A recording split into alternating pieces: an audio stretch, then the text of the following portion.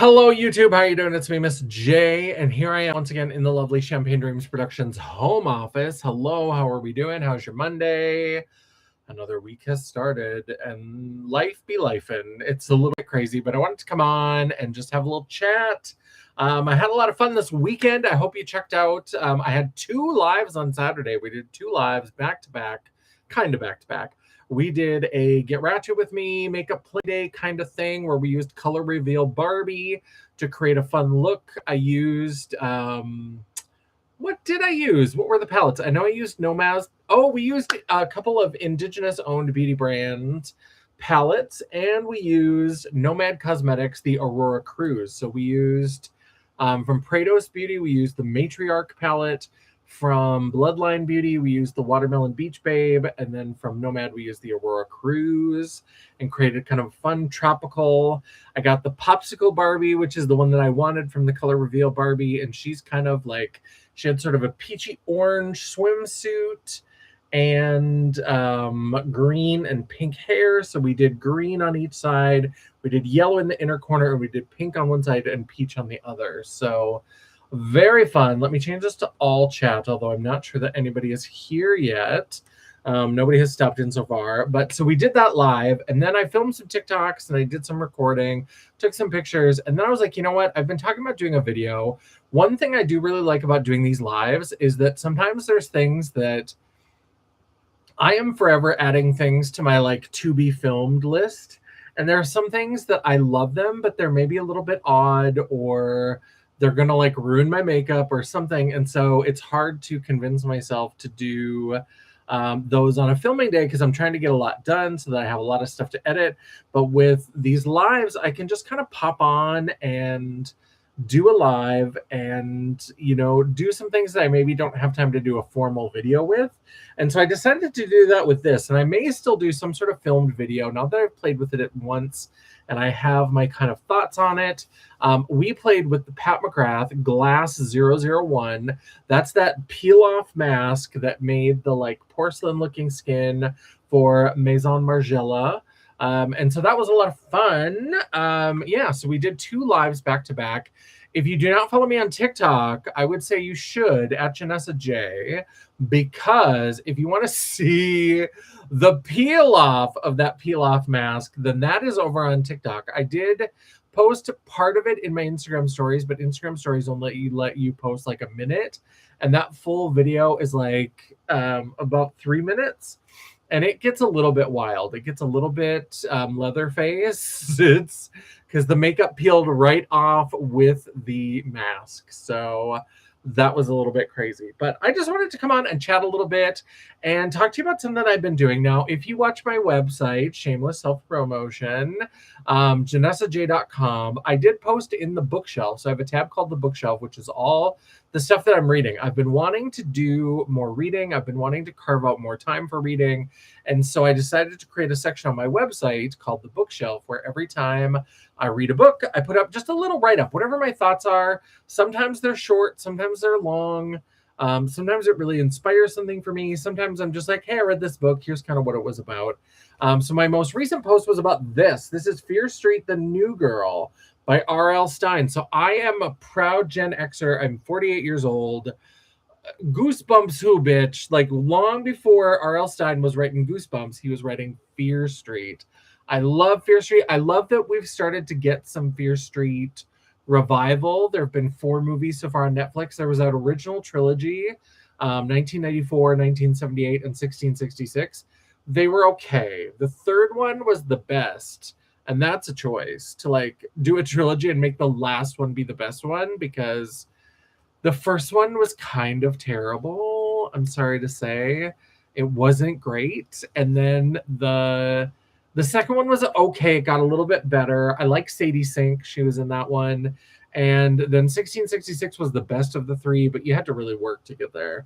And then they did The Prom Queen, which I thought was fun, because that's one that I've got. You can see behind me, I've got this bookshelf.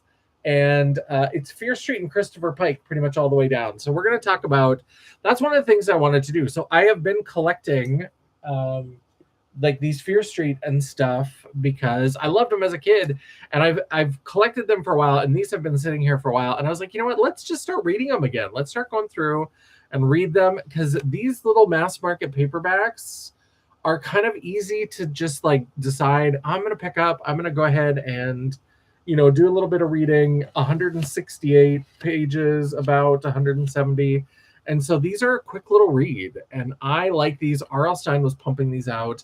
And so I did over the weekend. I read The New Girl, and now I'm in the middle of the second one, which is The Surprise Party. I do have them arranged kind of roughly. There isn't necessarily an order. I don't think they ever, like this one certainly does not have a number on the side. I don't think they ever numbered them. And if they did, I feel like at one point they might have, but then they kind of gave up because they were like, oh, people can kind of read these in any order. Hey, Dawn, how's it going? Welcome. And so I think they took the numbers off, but this is the first one that was released. This is the second one. And so now I'm reading this one. And so I'm just in a mood. I'm just in a mood to read some of my favorite books from my childhood and to like read some series that I never got to finish. Now, this one, like I said, is not really a chronological series. There are characters who repeat. So like the main two characters, Corey and Lisa in this book, have now shown up several times in this book. And so there is a little bit of that kind of thing where they are, let me turn on this other light. Yeah, let's get double lights on here. Where characters will repeat and they'll refer to previous things. And so I was like, you know what, we're going to do some of this, but I've also got some other great like 80s, 90s, like mass market paperbacks, these little young adult novels that I want to read. So let's just talk about them. Let's chat about it. And you can tell me if you remember, if you remember any of these, if you are of my age. I did buy a couple Judy Blume books on Amazon not too long ago, so they're maybe going to go into the rotation. I don't have vintage ones. These are like current prints, but I got Are You There, God? It's Me, Margaret, and It's Not the End of the World, the two Judy Blume. Hello, Dion. How's it going? We are talking about books. We're talking about little mass market paperbacks and some of my favorites from the 80s and 90s. And also, can we talk about the fact that they are discontinuing? They're not going to make mass market paperbacks anymore. Now, for a while, I don't know if this stuck around or if they kind of went back, but you remember when mass market paperbacks then got like 1.5 inches taller? I sort of hated that. I love this old school, like mass market paperback size. I love these. Once in a while, I read The Great Gilly Hopkins. Love that. Just woke up again. Well, welcome. We're glad that you popped in when you woke up. I think you had an appointment tonight because that's why you moved the live, right? So I hope you're resting well. And so hello, CJ, how's it going? I do like trade paperbacks as well, like the medium size, you know, that's like the hardcover will come out and then the little trade paperback will come out. I used to work at a bookstore, so like the terms, it's taking me back in time to Walden Books, but I had a Botox appointment this morning. Yes. Yeah, so I hope you're well rested and I hope you're ready to join us and talk about some books. But these little mass market paperbacks, they're not going to do them anymore. How sad is that? I also, when I was home not too long ago, I did pick up some like, I picked up some of my old V.C. Andrews books. I was way too young to be reading V.C. Andrews. We may revisit those at some point. That'll be a wild ride. And I've got some Dean Koontz and I've got some Stephen King from back in the day. But I'm sad that they're not doing those anymore. So in addition to Fear Street, so I loved Fear Street. I had a ton of these. And also the other big horror author was Christopher Pike. So Christopher Pike, I pulled these two off the shelf because Spellbound is the one. This is where I kind of like discovered Christopher Pike because, you know, in elementary school, we used to always have like a time where our teacher just read to us. I don't know if that's weird. Like, I don't know why we didn't. There were times where we also had like reading on our own time, but there was like, I don't think it was every day, but like maybe a couple times a week, we had like a story time where the teacher would read from a book. And the first one of the Christopher Pike, she actually read this book, Spellbound. And I'll have to try to remember. I think there's a sex scene or something. Because then there was something where she said, oh, I'm going to skip this next part. And then she like read through. CJ, who's not making paperback size anymore? As far as I know, like no one. Like the industry is going to stop making mass market size paperbacks.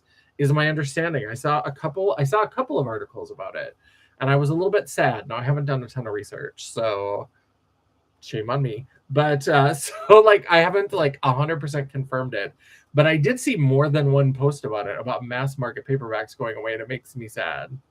But yeah, so Spellbound is the one that our teacher read to us, and then Remember Me is the first Christopher Pike that I remember buying. And this one is kind of fun because it's this girl who like wakes up and realizes that she's dead, like somebody has murdered her, and then she's trying to like figure out who it was that that killed her. And so these are a lot of fun. Now Christopher Pike went on some like he seemed to get into some merging of like Eastern religion with like ancient alien shit. And so I'm really interested, now that I'm older and now that I've watched shows like Ancient Aliens, I'm interested to read some of his stuff, because I know like Remember Me, the first one was just kind of like a ghost story mystery kind of thing. And I think Remember Me 2 and 3 started getting, when those started coming out is when shit got weird and started doing like weird Indian, Indian religion, or like, it's not even like just like Buddhism or Sikhism or something like that. Like it's a weird kind of from India, like ancient pagan, but with aliens also kind of shit. Like it just got weird. It got weird. So Christopher Pike, yes, it is definitely a changing world. Jesus, what's happening? I think I remember reading that. I should read it. Yeah, I should look for it again before I just come on here and cause a public panic to the lives of tens of people that watch my channel. But yeah, so that's my understanding, is that mass markets are going away. So Christopher Pike is another good one. And the thing about like Fear Street and Christopher Pike, but especially things like that are series that go in an order and that have like a specific like story that's maybe got like a through line, they were kind of hard, because I think sometimes, especially now, like young people do not understand what life was like before the internet. Because so here's a perfect example. These are things that I tracked down on eBay. So this was a series that I found when I was in junior high or high school. So this is the first one. This is FireBrats. And so this is basically, because the 80s were like a nuclear panic. This happens like every 30 years or so, where there's like a bit of a nuclear panic. And so people start writing fiction all about like nuclear war. So like in the 50s, it was novels like On the Beach. And then in the 80s, we got like a ton of reprints of On the Beach. And then we also got things like FireBrats. And there's 4 that were ever published. I don't know if this actually came to an end in number 4, or if they just canceled it after number 4, because I never read number 4, because our school library had book 1, they had book 2, and they had book 4, but they never had book 3. So I remember reading number 1 and really liking it, and then I might have read number 2, and then I saw that they had number 4, but I didn't want to read it until I had a chance to see number 3, and it was never there. And so like, and especially if you didn't live, so like I'm from Bow Bells, North Dakota. I'm from little podunk town, and we were an hour away from the closest like mall with a bookstore. And now finding a mall with a bookstore is a challenge. But like we used to, an embarrassment of riches, Minot, when I was a kid, had a Walden Books and a B. Dalton.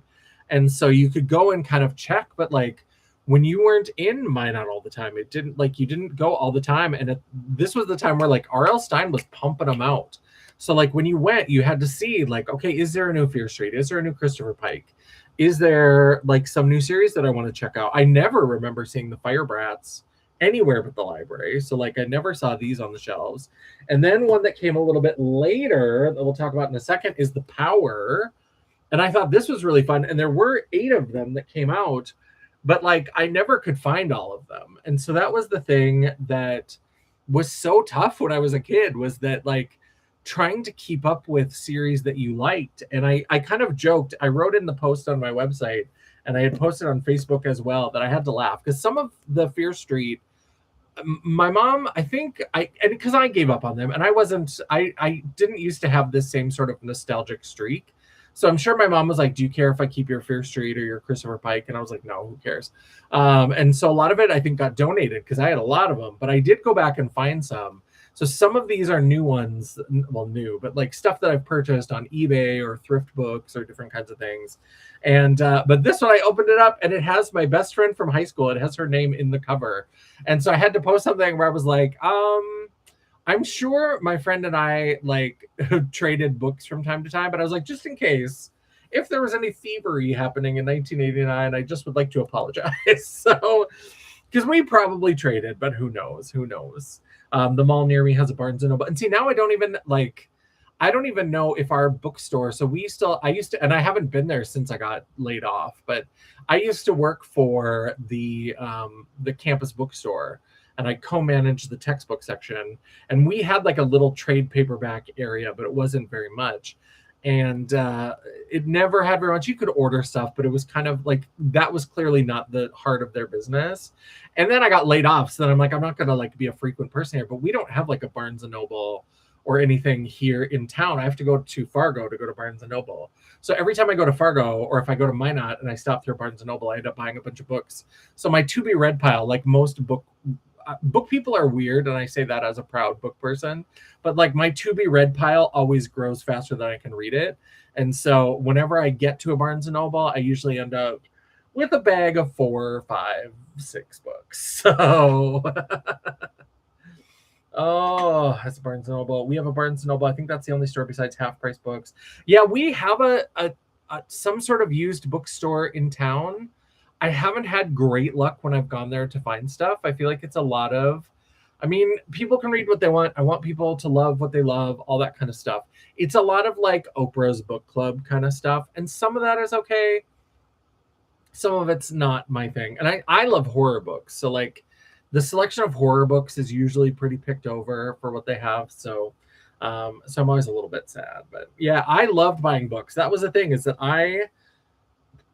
it was always tough because I liked books and I liked toys. And so then you had to kind of like, you only had your $5 or your $6 or whatever. So then I was having to like figure out, okay, can I get a book and also get like a G.I. Joe or like a He-Man? Or do I have to pick one or the other? Like, what can I pick up? And so I loved books. I loved Fear Street.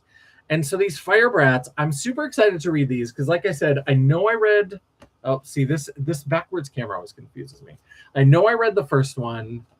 Yeah,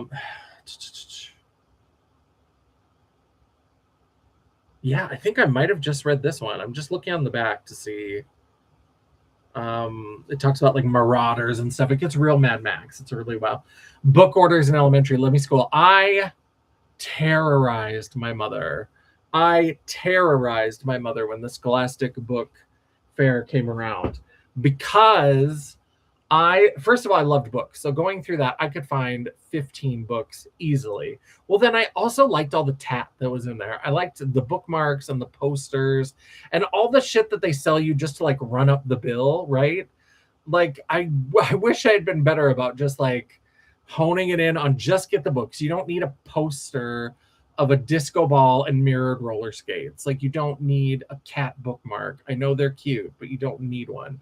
I wish I'd been better about that because I could easily like run up like a $30 planned order, and then we had to be like, okay, let's actually go through and figure out what you actually want.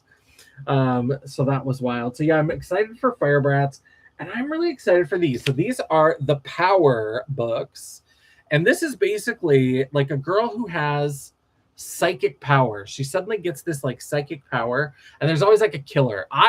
When I was reading these, I kind of forget how, like, I mean, I know there's like the Hunger Games, there's always violence in kids' books or whatever, but like just the straight up murder that was happening in some of these books. And so, yeah, so let's see. Wear this and the man of your dreams will fall madly in love with you. So this is the possession. When she wore the shawl, an evil spirit claimed her. The power, is it a gift or a curse? And so wear this and the man of your dreams will fall madly in love with you. When flamboyant flea market hawker Vanessa Grant makes this promise to Mackenzie Gold's best friend Lillicat, Mac breaks into a cold sweat. With her sixth sense for things supernatural, she knows that the silk shawl on Lillicat's shoulders spells trouble with a capital T.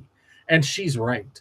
The shawl transforms the once down-to-earth Lillicat into a seductive stranger who puts the move on every guy in sight. Mac fears that the sinister spirit of Vanessa has possessed Lillicat. Worse, it's becoming clear that Vanessa's out for some kind of revenge, and that her target is none other than Aiden Collins, Mackenzie's handsome boyfriend. I was obsessed with these, and these were really hard to find. So let me separate them, because there was the first 4. And I know that between my friend Becca, who had the new girl, and I think between the 2 of us, we had the first 4. Did I ever see one of these in a bookstore ever again? No. As far as I knew, they did 4 and then canceled it. Then at one point, and Mama Champagne, if you watch this on the replay, in that, like, in Grand Forks, we call the, like, old mall the Dirt Mall, but there was that Town and Country Mall that, like, had the Christian bookshelf for a while, and it had some other things. There was, like, it wasn't a dollar store, and it was before, like, we had Family Dollar or Dollar General or any of those kinds of things. But I remember there was this, like, weird outlet store, and it had just a mishmash of everything. It was kind of like a Big Lots before Big Lots. And so we had, like, this big, like, some kind of, like, just like an outlet kind of store. And one time I was shopping there, and I found, I'm trying to remember which one it was, because then I found, like, number 7, and this was years later. And so this is number 7, The Vampire's Kiss. Or maybe it was number 8, The Obsession. I think it was number 8, The Obsession. So I found this one. I was like, oh, there were more of these books than just these. So then I started, like, as an adult, I decided to start buying some of these books. And so I had found some of these, and a couple of these might be from when I was a kid. And then I found that there was Aiden's Fate. So her handsome boyfriend, Aiden, apparently there's a book about him. The Catacombs. The Vampire's Kiss. I thought it was like, oh, there's a vampire one? That's because I think when I bought this one, then it tells you, you know how they would always give you the little, like they would tell you more in the Power series. And so I was like, oh, The Vampire's Kiss. That's how I know that that isn't the one that I found, because I remember reading the title and being like, oh, even I don't know about that. It's about, like, psychic powers, but I'm like, vampires, that's too far. And so this isn't the one that I found at that store. This is one I got online that's in kind of rough shape. But so I was very excited that eventually I did have all 8 of these. Have I read them? Abso-fucking-lutely not. The drama, yes. Nancy Drew is public domain now if anyone wants to take a crack at it. I loved Nancy Drew. The Hardy Boys had no time for it, but Nancy Drew with her strawberry blonde hair and her lesbian cousins, Bess and George. Ma'am, Bess and George. And she insisted. There's a fantastic nonfiction book all about Nancy Drew and, like, the building of it and the people who did the writing behind the scenes and all that kind of stuff, because Carolyn Keene was a pen name, and so they talked about the people who created it and, like, the different sort of evolutions that it went through. And, like, that was a thing, is, like, the person who originally came up with it was like, her name is George. It is not Georgina. It's not Georgie. And if anybody, and she was always, like, the butch one, and she would always, like, fight with people. It's not Georgie. And then at some point there was, like, I don't know if it was the 50s and McCarthyism, then, like, they felt this pressure, and so then there's a book where finally, like, George breaks down. She's like, it's short for Georgina, I've been lying. But it's like, girl, we done clocked you a long time ago. We know you're a big old lesbian, and that's fine. We love that for you. We love that journey. We want you and your cousin to be happy. We love it. We're here for you. We see you. We support you. So Bess and George, I loved them. The Nancy Drew Files. Oh, I was obsessed with the Nancy Drew Files. I got a lot of those off of the Bookmobile. Do you remember Bookmobiles? Are there still Bookmobiles? Oh my God. See, one of the things that I love about rereading these, and I've seen it a little bit in this one, and I've started to see it even more in this, is just it takes me back to the 80s so much. Do you remember, those of you who were alive like I was in the 80s and were, like, aware and, like, old enough to be aware, do you remember when we didn't have cell phones? Do you remember when your phone used to be attached to the wall and you had to be home? And, like, you were, a lot of times, like, we were kind of broke ass, so we didn't have, like, a cordless. We had, like, you were attached, depending on how long that cord was, that's how far you could go. to have a conversation in front of your fucking family. When I was in high school, then I finally got a phone in my room and I thought I was fancy. And at a rummage sale, I found a speakerphone. And then we got into all kinds of teenage drama because people could tell if you turn the speakerphone on. And like what we would do sometimes is we'd turn the speakerphone on and then record it on a boombox. So if we were trying to like start drama or whatever, and we were trying to catch people in some mess, then we would like put it on speakerphone and we would like record them. And so my friend Becca, if we were having a conversation, she could tell I turned the speakerphone on. I was like, I'm just laying on my bed, I'm just tired. And she's like, you turn that off, like talk to me on the receiver. We were so wild. Having a phone in your room was elite. Yeah. The jack was already there, I'm sure. And I found the phone at a rummage sale. It was not anything where they put it in for me. The hardback. My mom had, before my grandparents' house burned down, there was a bunch of Hardy Boys and Nancy Drew up in my uncle's room, my younger uncle's room. And so the whole set, like an old set of the Nancy Drew and Hardy Boys. And then of course they lost their house in a fire, so then there was no more Nancy Drew. But I did love the Nancy Drew files. It was Strawberry Blonde. They always referred to her as a Strawberry Blonde, and I was obsessed with what does that look like? What does that mean? And I was like, I don't even know what it is, but I want it. I want Strawberry Blonde. And I've been a fake blonde ever since. I've been in a fake blonde my entire life. I loved it. We were so old school. Our road was on a party line, so all the neighbors. We never had a party line, although I don't. And again, Mama Champagne pop in because I remember this distinctly. And I think this had to do with just being in such a small town.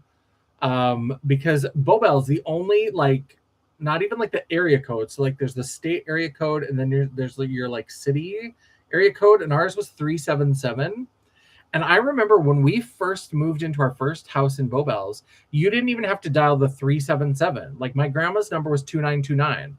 And we just had to like pick up the phone, dial 2929, and it took you to my grandparents' phone line. And so then eventually you had to do the 377-2929. And then, of course, if you were long distance, it was 701-377-2929.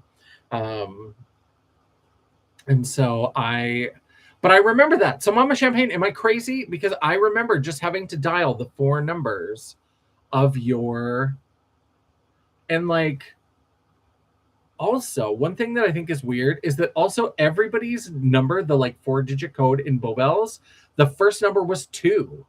And I remember the first time I ever remember hearing somebody have something that didn't start with a 2 was my mom after she got divorced from my late ex-stepfather.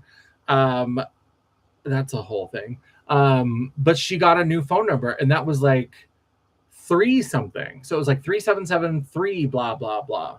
I think that's the number she still has. But that was the first time I remember anybody in Bobel's having a 4-digit phone number that didn't have a 2 at the front, which I think is wild to me. Like sometimes these things, like people don't understand what small towns are like. Oh, when my mom was young, it was a number and her street, I think.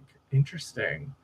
Yeah, that was, they used to call into the thing, and that was, you see on old TV shows, they'll be like, 16 Walnut, Grace, put me through, like that kind of thing. But also, like, so this, I've been reading this, and R.L. Stine, I don't know if he maybe didn't feel like he was trying to be hip and trendy enough with the teenagers in this one, because in this one, I'm not even very far. You can see my bookmark is right here.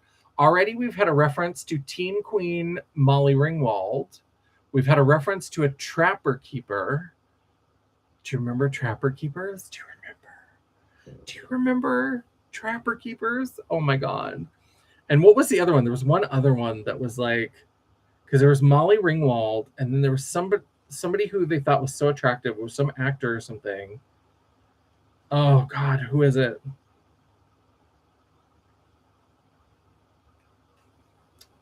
Sorry. And there's somebody who's into wizards and dragons, or wizards and dungeons, something like that. It's clearly meant to be Dungeons and Dragons, but they didn't want to. Whoever it was had seen too many bad horror movies, she decided. Halloween 5, Freddy Returns, Friday the 13th, Part 400. And so they're referencing all the big like slasher franchises. I think that's funny. I swear there was some other like actor or actress that they were talking about how pretty they were. She looked like somebody, but there's somebody who talked about Molly Ringwald.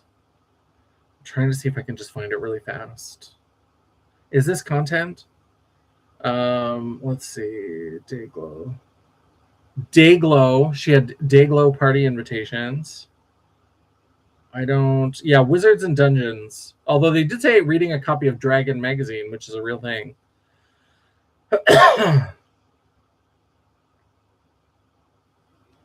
Oh, come on. I wish I could remember who it was. Because the first one where I was like Molly Ringwald, I was like, that is the 80s. That is the 80s.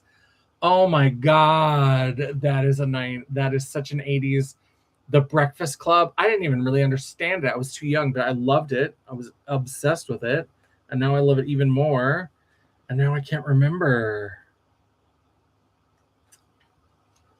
Yeah, I cannot. And I'm not going to like reread 28 pages because I'm only 28 pages in. I'm just scanning really fast. Okay. I don't know. But Molly Ringwald and Trapper Keeper are the two. There was one other one that I was like, oh yeah, that's 80s. God, who was it?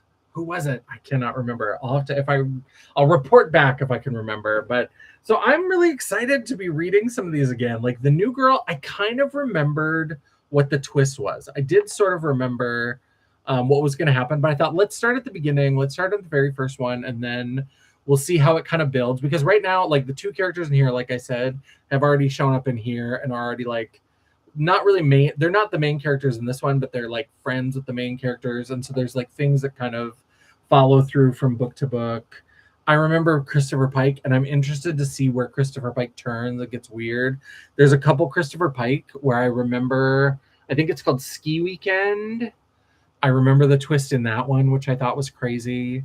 I sort of remember what happens in Spellbound, but I can't, because I think there's a creature. And I said this in the write-up. If you go to janessaj.com, you can read my little thoughts on the New Girl that I finished this weekend. But one of the things I liked about Fear Street is that Fear Street really kind of mixed it up from what I remember. And I guess we'll see as I go through if that holds up. But I remember them kind of mixing up when it was like an actual person doing the things and when it was maybe something supernatural. And I thought that was really effective for him to like make it sometimes supernatural and sometimes like a person doing bad things. Because I thought if you always do the like Scooby-Doo route where like spooky things are happening, but then it's the angry caretaker or it's that bitch from your biology class you don't like. If it's always another person that's doing it, then you start to expect that and you start to, then you're trying to guess the twist. Like the minute it starts, and I'm like that anyway with mystery books. I'm always trying to guess what the resolution is. I'm trying to guess who done it, all that kind of stuff. But it's harder to guess when maybe it's just a creepy person hanging around. Maybe it's a ghost. Maybe it's an evil force from Simon Fear's burnt out mansion. Like you don't really know. And so I really like that he did kind of a mix of like actual supernaturally kind of stuff and then also just the more mundane. And so I mentioned in my write-up that this one is kind of more of the mundane. It leans more in that direction, and I kind of remembered what it was.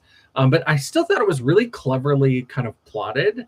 I thought that was good. This one I think is going to be more, I think this is more mundane because they kind of set it up. The very beginning of the book, the like prologue is a murder. So somebody gets killed and then it's like a year later and everybody is talking about this guy that got killed because his girlfriend who moved away after the murder. Well, I don't think they knew it was a murder. So everybody's been talking about it like he had gone out to the Fear Street woods and he had accidentally tripped on a root or a branch or something and he had brought his rifle along and he accidentally shot himself and it was an accident or whatever. But now his girlfriend is coming back to town. They're going to throw her a surprise party and everybody starts getting threats and all these different kinds of things. And so the prologue is from the killer's point of view where it's not an accident. He actually killed the person.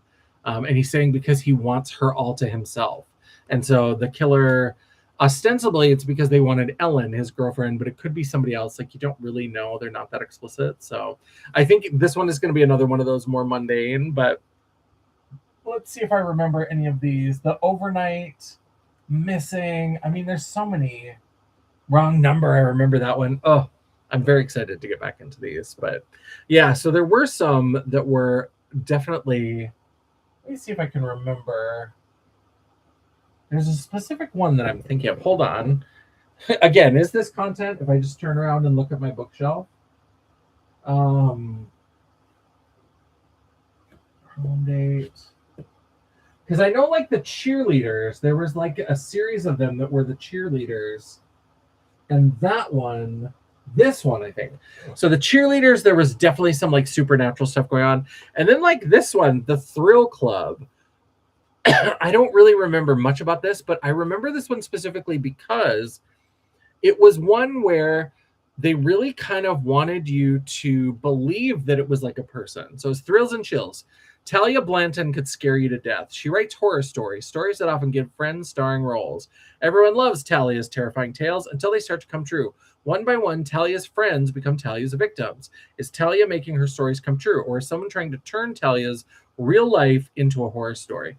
And I think that they dropped a lot of red herrings about this that made you think it was like a person. They gave you a couple like suspects.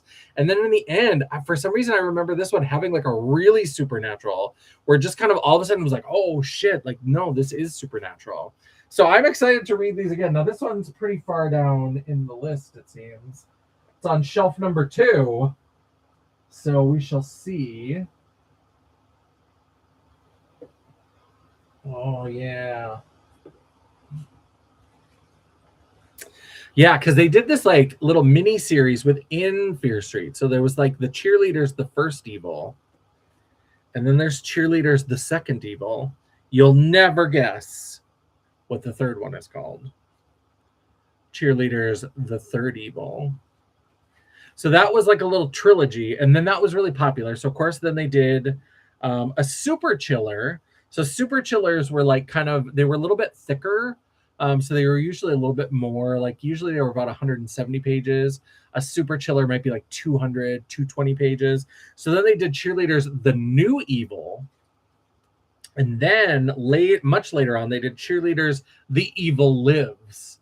And this one, I remember the cheerleaders definitely had like an actual supernatural situation going on. I don't remember exactly what it is, but I do remember that there was actual like supernatural related. And then of course they started getting into like the Fear Street sagas is where they went back in time and they expired. What am I thinking of? They explored. Girl, get a scan. That's not okay. You're having a stroke. But they started like exploring the like lore of Fear Street with Simon Fear and the mansion, and there was like curses and witches and stuff like that. So it definitely got more creepy. And then there's some things that I just never like. I think they came out too late. So like they would do these little like trilogies.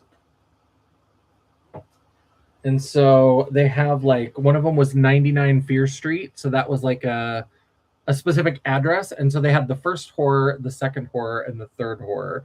R.L. Stine was pumping out. I think I'm stirring up dust. R.L. Stine was really pumping them out. So once he had like a series title, all he could do was like the first horror, the second evil.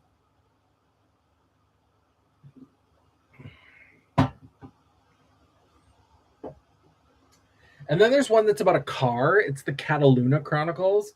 And so then there's the Evil Moon, the Dark Secret, and the Deadly Fire. So there was a little trilogy of car related. And then, of course, we have Fear Street Fear Park. I don't remember there being an amusement park on Fear Street, but I'm interested to get to these. One of them was an old library book. I bought this on eBay or Thrift Books, and it still has a little like library sticker on it. The First Scream, The Loudest Scream, and The Last Scream. Now, these were a little bit later. These would have been when I was working at Walden Books. And so they tried to bring it back, and they have Fear Street Nights. And so Fear Street Nights, Moonlight Secrets, Midnight Games, and Darkest Dawn. So they did a little... There were times where they tried to revive Fear Street with more or less success. And so then that first one that I showed you, so this is the Fear Street Saga. So this was done as just like a standalone trilogy. So when would this have been? This was like 1993. So like the first book in this series is 1993. Well, then later on, then they just started doing this whole like related series called the Fear Street Sagas. So the first one was the Fear Street Saga, and there was a trilogy and then done. This became more of like its own series. And I have, let's see, I have number 1, number 2, number 4, number 6, number 9, number 10, 11, and 13. And so this started in 1996. So after a couple of years, they were like, hey, let's start doing this Fear Street Saga. And so I've only got a few of these. Again, because these are a little bit later, I don't have as much of like a nostalgia for these, but I think I will try to probably collect the other Fear Street sagas. A New Fear, House of Whispers, The Sign of Fear, Daughter of Silence, Heart of the Hunter, The Awakening Evil, Circle of Fire, Faces of Terror.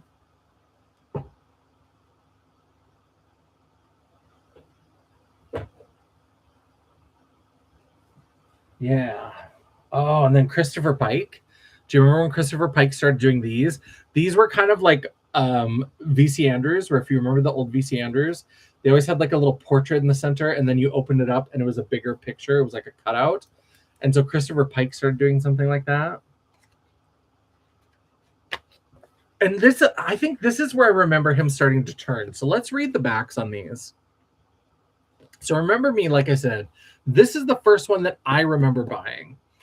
She did not understand that she was dead. When Sherry Cooper awoke at home after being at her girlfriend's birthday party, her family acted like she wasn't there. They didn't hear a thing she said. They wouldn't even look at her. Then the call came from the hospital. Her father and brother paled. Her mother started to cry. Sherry didn't know what was wrong, not until she followed them to the hospital. There she found herself lying on a cold slab in the morgue. The police said it was a suicide. Sherry knew she had been murdered. Making a vow to herself to find her killer, Sherry embarks on the strangest of all criminal investigations, one in which she spies on her old friends and even enters their dreams, where she comes face to face with a nightmare from beyond the grave. The shadow, a thing more horrible than death itself, the key to Sherry's death, the only thing that can stop her murderer from murdering again. So this is like very ghost story, detective, like find it all. Let's go to Remember Me 2 and 3. Remember Me 2. They called her a wanderer. Sherry Cooper is dead, the victim of a murderous attack. She's on the other side in a place of spirits, an eternal realm of light and love. But there's so much dust on these books.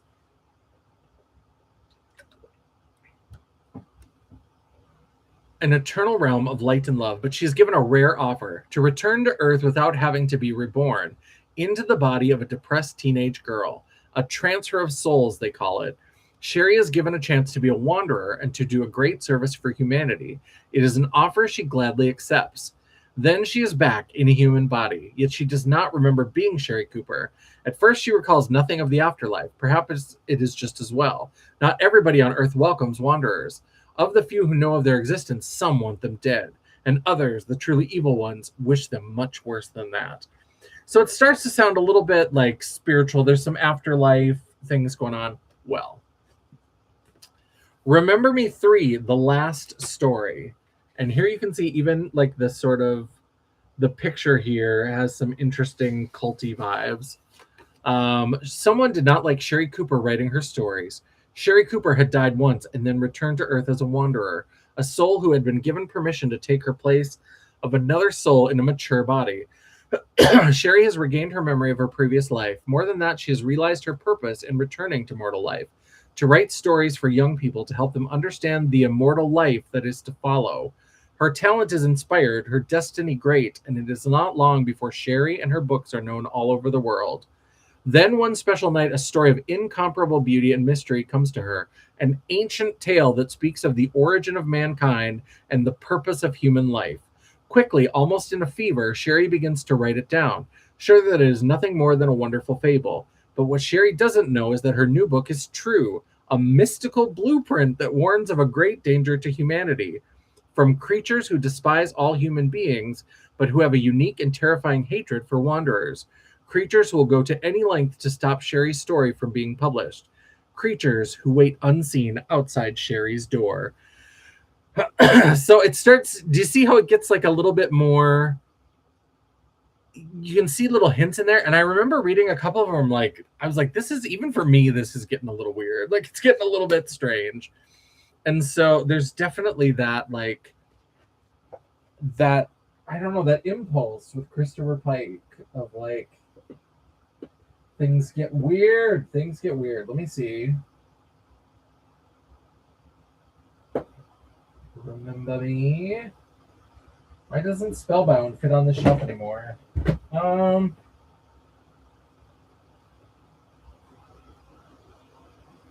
Softly. No, it's not that one.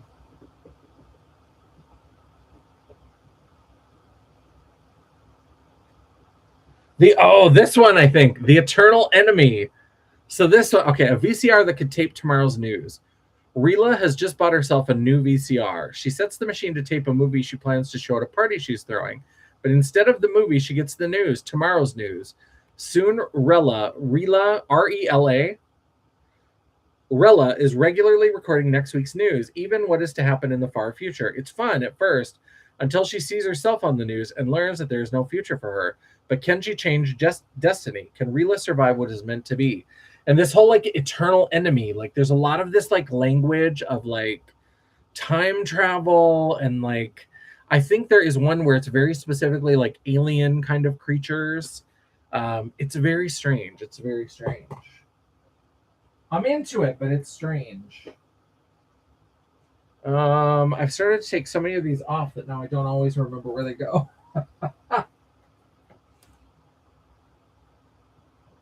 Fear Street Sagas. Did I put all the Fear Street ones back? I did. What is the... Oh, I think I put some of the Fear Street Sagas that were up here.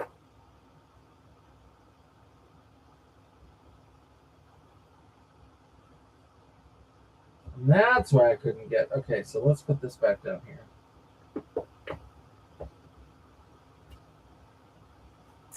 Ooh, and then... Is this content? Again, I just turned around and faced my bookshelf. So there's a couple. I don't remember what happened in this, but I remember really liking this one, which is Witch. She was a good witch. Julia is a young woman with extraordinary powers. She has I loved Carrie. I loved anything where people had like psychic powers. I can't even tell you. It's embarrassing. It is embarrassing how much time in my youth I spent like staring at objects trying to make them move with my mind because I was just waiting. I read so many stories and watched so many movies about people with psychic powers. I just could not wait. I was like, it's going to happen for me. I know it. It's coming. I just would like stare them down and like really try to, I was like, how would it feel in your brain to like make something move? And so I was like, oh, I was a special child. Julia is a young woman with extraordinary powers. She has the ability to heal people with her touch. She can also know things that are happening in far-off places when she looks in water that has sunlight shining on it. She comes from a tradition of witches, of good witches, but before Julia's mother died, she warned her daughter never to look in the water that had moonlight shining on it. Unfortunately, almost by accident, Julia does so. What she sees is a vision of the future, a scene in which a young man she doesn't know is shot in a holdup and dies in her arms. Only later, when Julia attends a football game at school, does she meet the young man. He is her girlfriend's new boyfriend. Trying to grab the remote or whatever, but yes, I was always like, it's gonna happen. It's gonna happen for me. Julia immediately falls for the guy, but it is an ill-fated love. He does not belong to her and he is supposed to die. Or does he have to die? Julia doesn't know if her vision of the future is set or if it can be changed. She doesn't know why the gunman in her vision evokes such hatred in her. and why she feels she must destroy him at all costs. But using the supernatural powers at her command and risking her own life, plus the lives of her friends, Julia will find the answers to all of these questions at a terrible cost. I remember loving this one. And do you remember The Midnight Club? So I haven't watched it. I know that Netflix did some sort of adaptation of The Midnight Club. And it's basically like, it was so sad. And this one did get into some weird, like, I think there was some like alien stuff, but it also connected to like ancient Egypt. Like it was very neo-pagan kind of weirdness going on or whatever. But basically it's all of these kids who go to this place and they're all dying. They've all got cancer or some sort of terminal diseases. Rotherham Home was a hospice for young people. So like they're all there. And then like they're all just like telling these stories. And so they meet at midnight and tell these stories.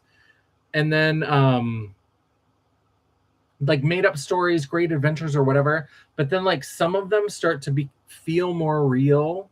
And so yeah, I'll read the back of this one too. But I remember this one, like this one made me cry. Like this one, it was so like, it's just, oh, it was so good. And this was in the time of like, do you remember when the thing was, I forget, Lurleen McDaniel, that's who it was.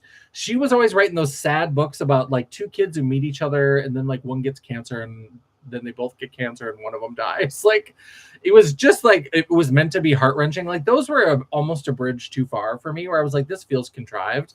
I remember this one, like when one of the kids dies in this, I was inconsolable. Like it was so sad. Rotherham Home was a hospice for young people, a place where teenagers with terminal illnesses went to die. Nobody who checked in ever checked out. It was a place of pain and sorrow, but also remarkably a place of humor and adventure. At the hospice was a group of 5 young men and women who called themselves the Midnight Club. Every night at 12, they met and told each other stories, tales of intrigue and horror, of life and death, true stories, made-up stories, and stories that fell somewhere in between. But one night, in the middle of a particularly scary story, these 5 people make a pact with each other that says that the first one of them who dies is to make every effort to contact the others from beyond the grave. Then one of them does die, and the story begins. The most wonderful story, the most horrible. And so there's a lot of stuff about like reincarnation and all these kinds of things. And it's just like, and it was so sad. Like it was just all of these kids who like had this illness, and it was this like beautiful kind of story, but then had all this weird like ancient Egypt reincarnation. Can I tell you, Dawn, I have never read Bridge to Terabithia. There was something, I know that some kids in our school did read it, and I feel like there was something with like the English program where, because usually there'd be like a book that like when you're a freshman, everybody reads this book and this book and this book.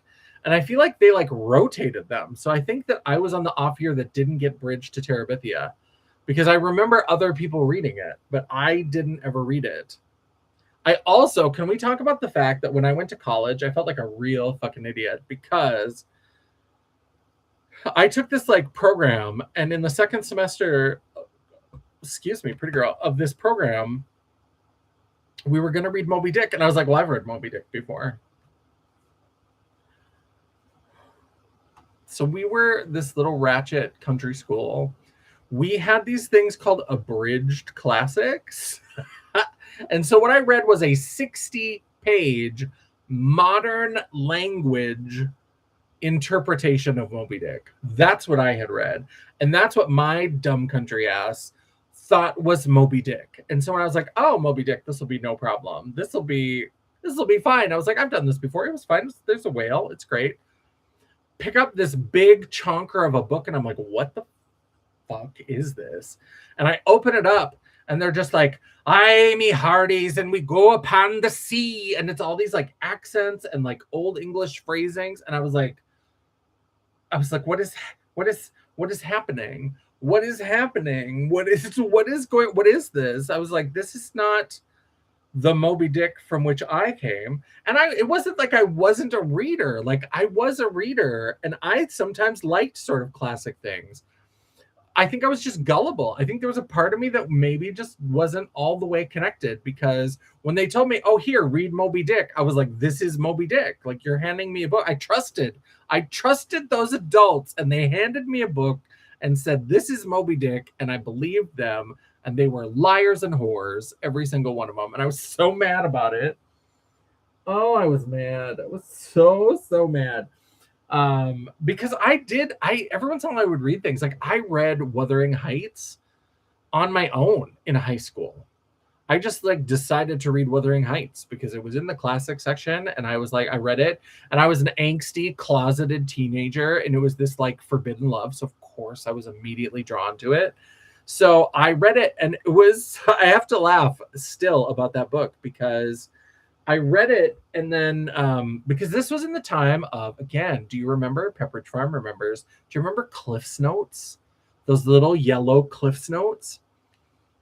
And that was the thing, because people would always joke that if they were like cheating in their English and they didn't want to read the book, they would read the Cliff's Notes, because the Cliff's Notes would give you these little like chapter summaries. It would give you a chapter summary, and they were meant to be study aids. So like they were meant to be sort of a good thing. And so they gave you like a chapter summary, and then they would ask you questions like, what do you think the theme is of this? Why do you think that Heathcliff did this? Why do you think that Catherine said this? And so it would ask you these things, and then it would try to tie back. So it was meant to be a good thing, but people just used it to read the chapter summaries and get the like short version instead of powering all the way through the book. So I bought the Cliff's Notes for Wuthering Heights because there was a character. Yeah, if you only read and that's why I think the teacher, when she first saw that I had the Cliff's Notes, she's like, what are you doing? And then she saw it was Wuthering Heights, and then she saw that I also had the book Wuthering Heights. And so at one point, I think she even just asked me, she's like, what's this? What's going on? What's this about? And I said, well, there's a character I don't understand in here, because there was a character that is like, it's supposed to happen in like the Highlands of Scotland or something. And there's this character that has a Scottish brogue that is so thick that I could not understand what he was saying. Like half the time I would read through it and I'd be like, I got nothing out of that. Every once in a while I could understand like a part of a sentence or two, but it was so broken and choppy, and like it was spelled out phonetically to kind of do this Irish brogue. And I was like, I cannot tell what the fuck you're supposed to be saying. Well, sometimes that character would just show up to be like flavorful, right? Like he was just there to kind of like, he was almost like eyes watching them because they were having this forbidden love or whatever. But sometimes he would give information that was important. And so I was like, so then I would get to the next chapter and I'd be like, wait, what's happened? Something has turned. I was like, I don't understand it. And so I was like, I guess I'll get the Cliff's Notes. So then I would read a chapter, and then I would read the chapter summary in the Cliff's Notes. And if this like servant with this brogue said anything important, it would be in the chapter summary. So it would tell me like, Haversham shows up and tells them that, you know, Edward is looking for Catherine or whatever. And I'd be like, oh, that's what's happening. So I was like, oh, I get it.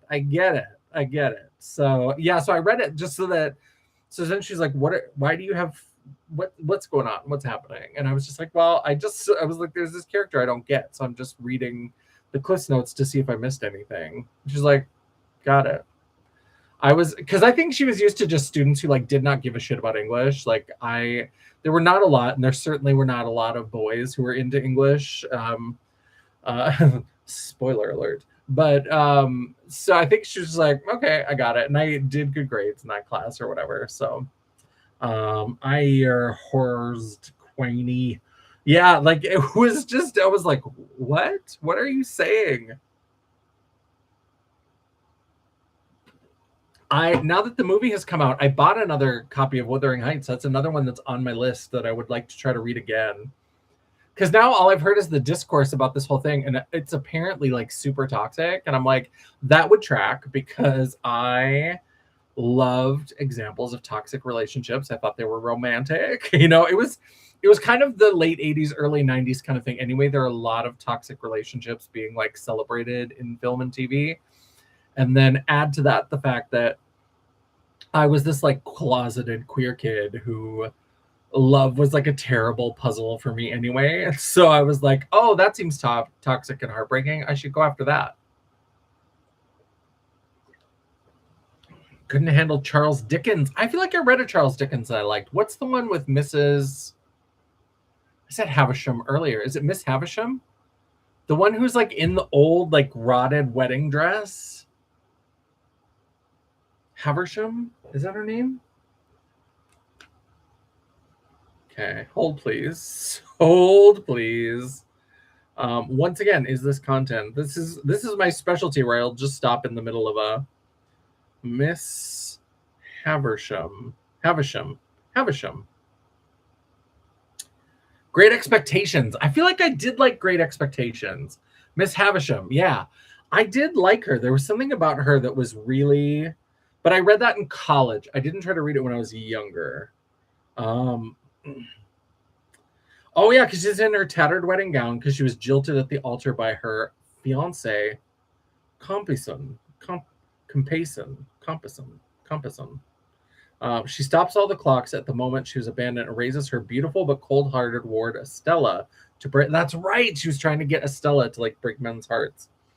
Oh, I liked it. I seem to remember liking it. There was something about it, probably just because there was a bitter old queen in it. I was like, girl, same, Miss Havisham.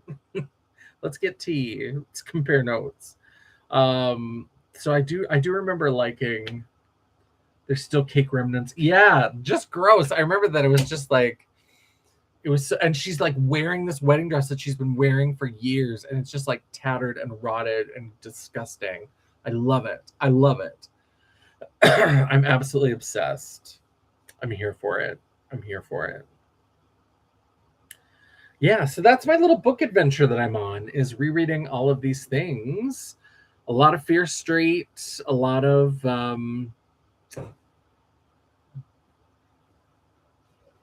other things. There is a write-up about this on my website. So this Gretchen Felker Martin, I've read a couple of her books now. If you are into horror books, but also if you like a really queer twist, I've read this one, and then I've read Cuckoo, I think was the other one, and I have write-ups on both of those on my website. So if you wanted to get a little flavor, there's probably spoilers, but this was the second one that I read, and there's a lot of very queer stuff, very all the letters are represented, and so I thought this was really interesting. This is about a film restorer who starts working on this like Nazi era film that was lost, that's like cursed.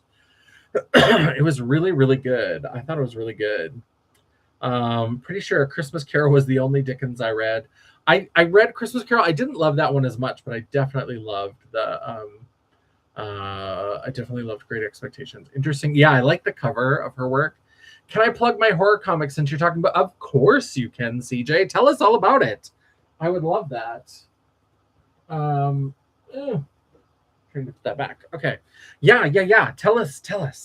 That Gretchen Felker Martin. The only thing that I noted this in my write-up of Cuckoo, I think, is that she's clearly young and clearly like, I think for some young people, I think it's impossible to really understand the level of homophobia and transphobia in society at that time, because it was like it was so not a part of public life in major ways. I mean, it wasn't really represented on TV very much. It wasn't represented in movies very much.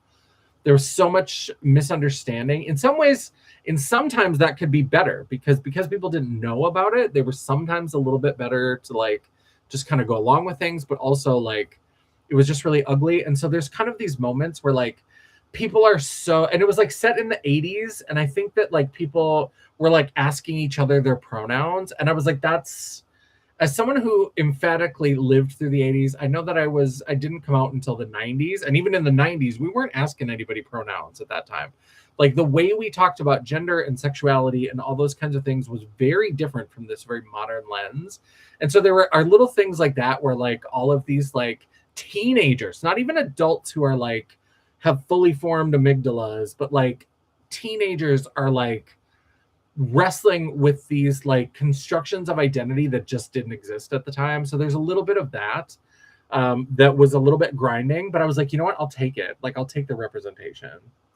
Tonight I put up the first promo material for it as a short on my channel. I will definitely have to go watch that. The first issue is Frankenstein inspired. The title is Common Monsters. Love it. Yes, I will definitely have to go check that out. I'm very excited. I love the sound of that. That sounds really good. I know we're kind of in like a Frankenstein moment. I've always liked sort of Frankenstein-y kind of characters. What is the one that I saw not too long ago? It was The Little Black Girl and Her Monster, I think is what it's called. It's on Shudder. Let's see. Let me Google real fast. Girl and Her Monster. The Angry Black Girl and Her Monster. That's what I was like. Little Black Girl doesn't seem quite right, but it was The Angry Black Girl and Her Monster. That's really good. It's a really interesting kind of reimagination of Frankenstein. So good. The Angry Black Girl and Her Monster. Yeah, on Shudder. That one is really fantastic. The new, I haven't seen the new The Bride. I want to see that one. That one looks really, really cool, but I haven't seen it yet. I love Frankenstein. The one with Jacob Elordi, I mean, that version, I love that version of Frankenstein. I didn't get it. So my friend Jenny put up something on Facebook, and we were talking on a phone call where I was like, what? Because like she's an actress and her husband is an actress. Is an actor. That's the trouble with gender words. What's the point? But they're both actors. And so, but she was talking about, she's like, why do we need another version of Frankenstein? Why is everybody telling the same? And I get that, like, there is that impulse of like, why don't we tell new stories? Why don't we invent new stories? But she was just like, why would I watch this new version of Frankenstein when I can just watch the original that I love, that I know I love, and all this kind of stuff? And I'm like, I love to see people reinterpret. That's why I never really get mad about remakes. And remakes and requels and sequels and all that kind of stuff. I don't mind that because I love seeing new interpretations of things that I love. Because the thing is that just because there's a new version of something, you don't have to not like the old version. You can like the new one and the old one. You can like both of them. That's perfectly fine. It's acceptable. It's allowed. You can like both of those things. So I love it. Like I am thinking about doing, I was talking with Dion about this at one point, because I'm thinking about doing a video about, I was thinking about doing it about Carrie and the remake, because I think that remake of Carrie has some good things going for it. Now, is Chloe Grace Moretz Sissy Spacek? Of course not. Is Julianne Moore Piper Laurie? Of course not. But I think they both bring really interesting things to that character and to that, because the one thing I really like, and maybe I'm spoiling the video here, but one thing that I really liked about the remake of Carrie is I felt like it did some things that were closer to what was in the original book, because I love Carrie. Carrie, I do have a video on my channel where you can find my top 5 Stephen King books that I love. But spoiler alert, number 1 is Carrie. I love Carrie. What I love about Carrie is that if you take away the bloody massacre at the prom, it's an ABC after school special, and like a bad one, like a cheesy one. Because it's all about this girl who's picked on and bullied and people are mean to her. And one of the popular girls starts to feel sorry for her. And so she decides to make this grand gesture, and she's going to stay home from the prom, and she's going to get her boyfriend to ask this girl. And she's hesitant because she thinks it's a trap and they're going to be mean to her. And then she goes to the prom and she makes her own dress, and everybody tells her how pretty her dress is. And she gets voted prom queen. Like, if you stop it there, it's the worst ABC after school special ever. It's so schmaltzy. It's so cheesy and just like the worst of like schmaltzy, schlocky wish fulfillment. And then the pig's blood happens and everything sets on fire and it's a bloodbath and it's phenomenal. I love it. But what I love about the book is that both movies, and they try to be a little bit more intentional with the remake, but like especially the original, like Sissy Spacek never seems like she's in control of what's happening. Like the pig's blood hits, she sees them laughing, you get the crazy eyes, and she just starts setting things on fire and turning on the sprinklers and electrocuting people, and she just starts doing it. She's not in control. She's just like there. She like walks out, she locks down the gym and makes them all burn to death or whatever. That's not how it is in the book. And what I love about the book is that you can feel the rage that Carrie has. She is so mad at these kids who are so mean to her because she doesn't understand it. Why would she? Like, kids who are bullied, they don't understand why they're bullied. They don't understand why they've been chosen to be the one that these awful popular kids are mean to. And so she's being picked on, and she hates these kids, and she hates what her mother does to her and the way that she abuses her and this like religious upbringing. And then these powers start to awaken. And in the book, like, Carrie is the narrator. So she starts to figure out, like, if I wanted to, I could hurt these people. I could hurt these people. I could use this power that I'm developing, and I could strike back at these people. And King himself has said that, like, he wrote Carrie because he thought about these two girls that he went to school with who were always picked on, who were always the like butt of the joke. And he's like, I wanted to give them some sort of agency. I wanted to give them a way to fight back. And Carrie is really like, I could hurt these people. And a key difference, if you haven't read Carrie, I'm so sorry, I'm about to give you a spoiler for it. I mean, everybody knows the overall story of Carrie, but in the book, the pig's blood happens and everybody's laughing. And it's even pretty clear, the way that it's kind of spelled out is that, like, a lot of the kids, they're not laughing in a mean way. They're laughing in a, I don't know what the fuck just happened. And it's just my reaction to like laugh because what's happening is so absurd. I can't process it. Like, they make it a point of like pointing out through the different perspectives and things, or at least they suggest it. I mean, it's up to you to kind of make the interpretation, but that a lot of the people aren't even like, because even like the gym teacher who's nice to her, like laughs because it's just like, it's so absurd and they don't know what to do. And it's not mean-spirited necessarily. In the book, Carrie leaves the prom. So like, she doesn't do anything. The pig's blood happens. Tommy has gotten conked on the head, so he's dead. But she's just like horrified, and she like runs out because she's like so embarrassed. She comes back, and then she locks down the prom, and then she like starts things on fire, and she's like watching through a window. So like, it's 100% a choice. Like, she leaves, and then she's like, fuck these kids and all the shit that they've put me through.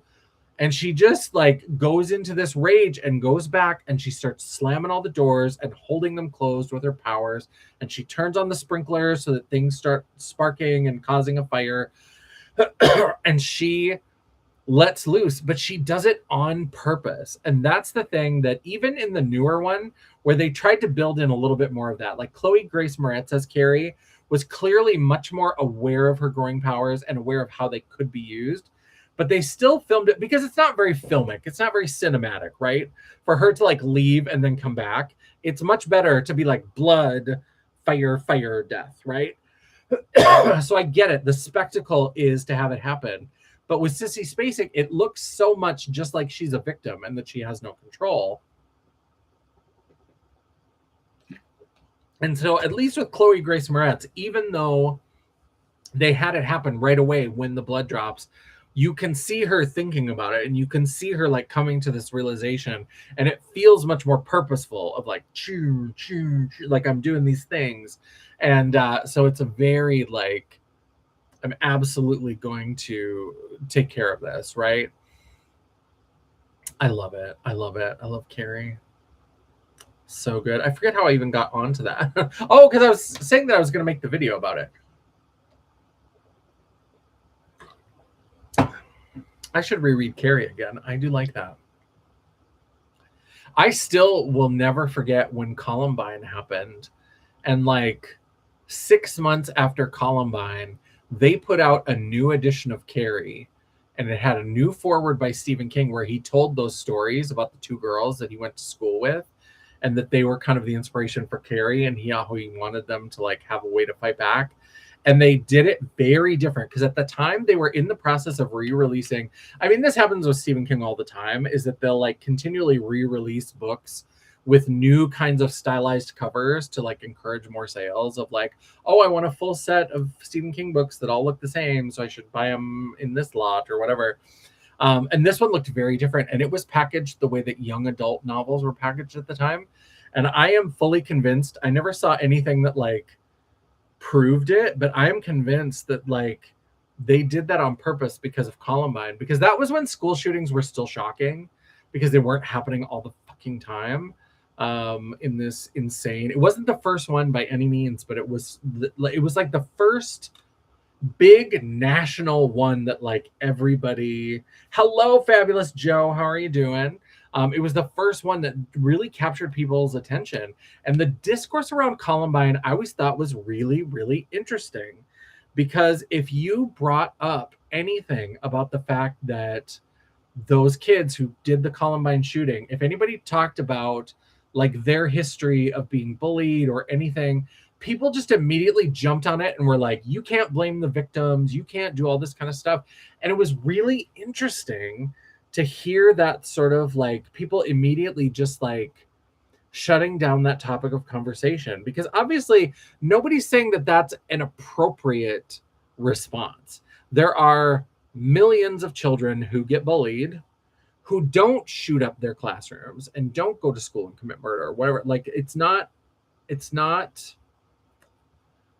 excuse, it's not a justification, but it's also like that's important information for us to know and for us to talk about, because that's part of that whole story, is that these kids were like ostracized and picked on and all this kind of stuff. And with all the other factors and with their own mental illness or whatever, all this kind of stuff, it led to this drastic action. And nobody's saying that that excuses it, but it's also like part of the conversation should be maybe we shouldn't harass and like torture people until they feel like their only recourse is to bring a gun to school. So like the fact that anybody trying to even suggest that was immediately like pilloried, was just immediately ridden out of town. Like just, you cannot even suggest this. That to me was so telling. And when they put out that version of Carrie like 6 months after that, I was like, someone's watching, because they never called it out by name. But he absolutely, in that forward, the way he was talking was about like, I wrote Carrie because I imagined what the lives of these two girls were like in school. And I wanted them to have a way to fight back. I wanted to create a world or a situation where even if it's terrible, they had some sort of power to be able to fight back.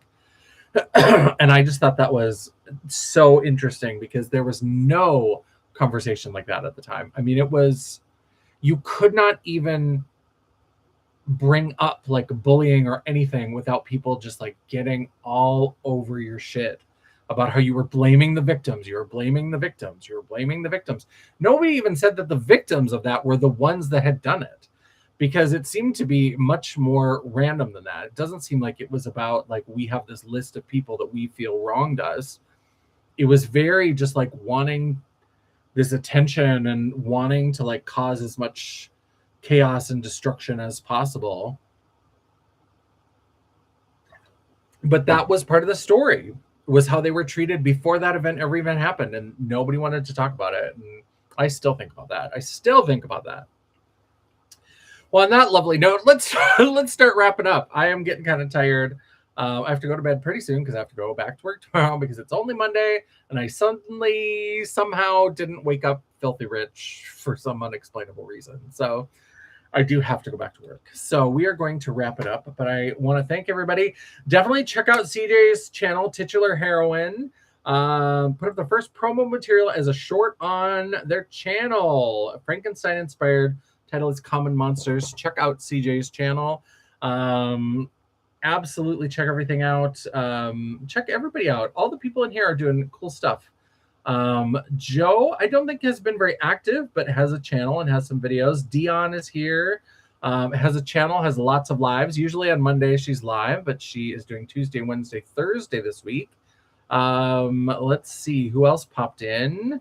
Dawn is here. Dawn doesn't have a channel. We keep telling her she has to have a channel, but she won't listen to us. Let me see if I don't know if I missed anybody else. I don't think so, but yeah, thank you everybody for popping by. Let's see if I can remember my intro. Don't forget, if you are here in chat, we would love for you to circle back around and leave a comment to feed the beast, feed the algorithm, feed me, Seymour. Replay crew, you rock. We would love to hear your thoughts about your favorite books as a kid down at the bottom. all that kind of stuff. Let me know while you are leaving that comment. Don't forget to give me that thumbs up to tell me that you appreciated the video. Or if you are like, girl, why are you reading all these old books? There are books that were published in the 2000s, in the 2010s, in the 2020s. Why you got to read all these books from the 80s? What are you doing? You can go ahead and give me that thumbs down. It is all engagement. The algorithm isn't a picky bitch, and neither am I. And while you're down there, don't forget to hit that subscribe button, become part of the family, and hit that bell icon so you'll be notified of all future uploads.